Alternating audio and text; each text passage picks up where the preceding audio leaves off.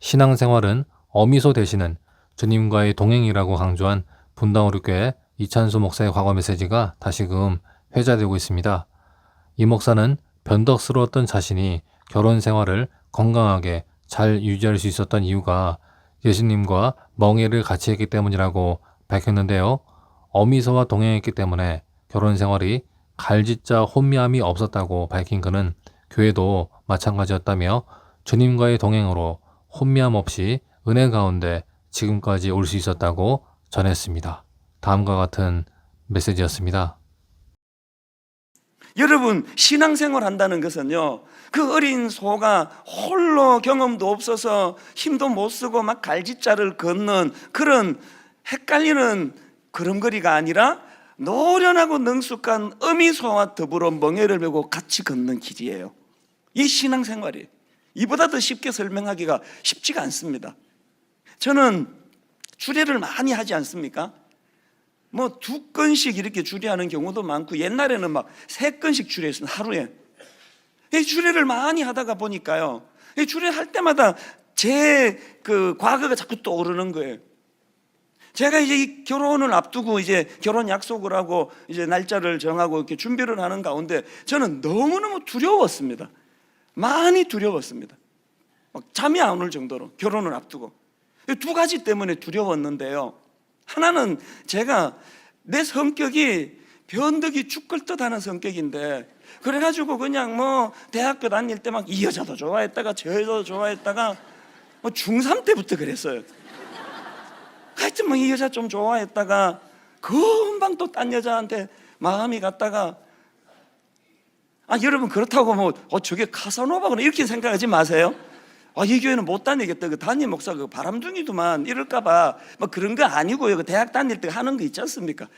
이렇게 손님들을 모셔놓으니까요, 이렇게 설명하면 또 이렇게 오해하실까봐, 저렇게 설명하면 저렇게 오해하실까봐, 하여튼 뭐 결혼을 앞두고 있으니까 제가 저를 못 믿겠는 거예요.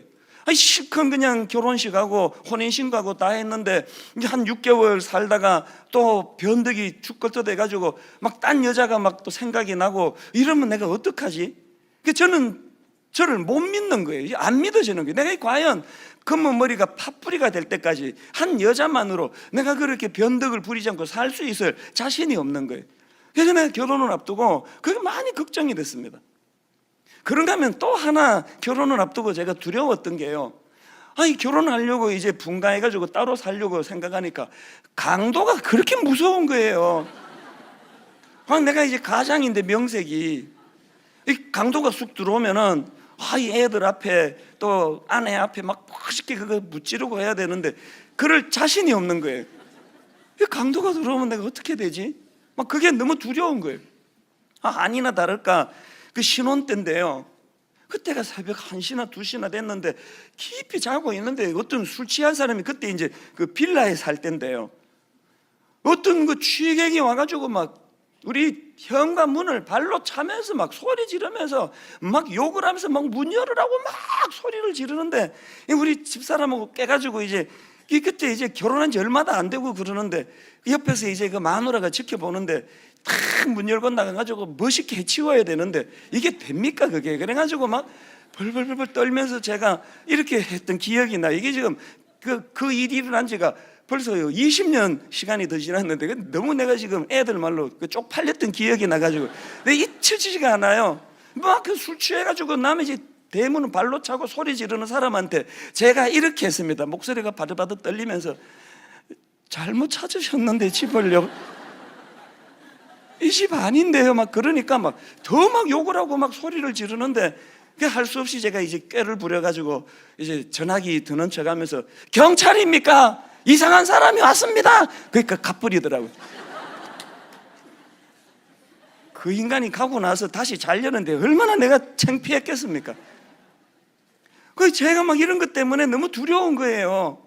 내가 나를 아는데 이 변덕이 죽을 듯하고 막 갈짓자 걸음을고 이 여자도 헷갈리게 하고 막 애들도 헷갈리게 하고 그러면 어떡하나, 이 강도가 들어오면 내가 어떻게 해결하나, 그렇게 약해 빠진 게 전데요. 여러분 20몇 년의 세월이 지나고 지금 돌아보니까 저희 가정에 한순간도 혼미한 적이 없었어요. 그때 그거 빼고, 술 취한 사람 대문 찬 거 빼고는. 언젠가 제 아내가 눈물의 고백을 했는데요, 신혼 때보다 지금이 더 좋다는 거예요. 결혼하고 후회한 적이 없다는 거예요. 그러면 잘 산 거 아닙니까? 여러분, 제가 결혼하고 바람핀 적 없습니다. 딴 여자한테 빠져가지고 막 정신이 못 차린 적 진짜 없습니다. 믿어주세요. 그런 적 없어요. 이게 저도 신기해요. 저도 어떻게 이런 일이 가능한지 아십니까? 예수님과 멍에를 같이 맺거든요. 큰 소 되시는 주님과 멍에를 같이 메고 그분이 이끌어 주시는 대로만 따라가니까 비록 나약하고 참 보잘것없는 어린 소에 불과하지만 갈짓자 혼미함이 없는 거예요. 교회도 마찬가지예요. 교회를 개척하고 얼마나 두려웠겠습니까? 나는 어른 목회를 해본 적도 없는데, 그런데 지난 13년 동안 신기할 따름이에요. 이 큰 공동체를 이끌고 가는데 우리 부교역자들만 해도 그 76명 아닙니까? 저 교역자들을 제가 도대체 어떻게 인도하란 말이에요.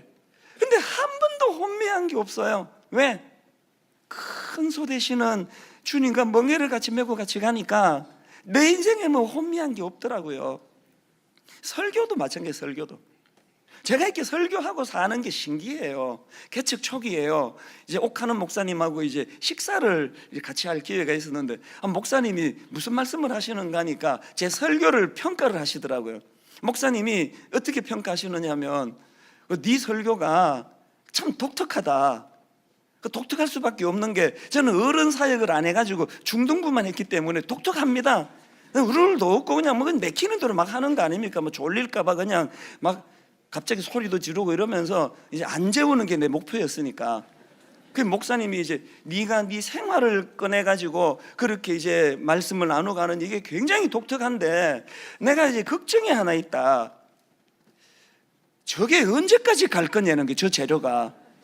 그 독특한 경험을 하는 건 한계가 있는데, 이제 이 목사가 70살까지 목회를 해야 되는데 지금 네가 나이가 42인가 3인가 그런데 어떻게 이게 20년 30년 거리가 나올지 걱정이 된다. 목사님이 그러시더라고요. 아니 그 설교의 대가 스승이 그런 말씀을 하시니까 저도 걱정이 되더라고요. 이게 한 2, 3년 가다가 이게 다 재료가 끊어지면 어떡하지? 그랬는데 여러분, 지난 13년 동안 제가 지난주에 이 설교를 준비하다가 불쑥 옥하는 목사님의 그 말씀이 떠올라서 얼마나 감사했는지 몰라요. 이 재료가 다 떨어졌다 하면 꼭 사람을 보내줘가지고 그 사람을 통해 뭘 배우게 하고, 책을 통해 끊어지지 않고 계속 설교할 수 있도록 재료를 공급해 주시는 그분이 저와 멍에를 같이 하고 가시는 살아계신 하나님이시더라고요.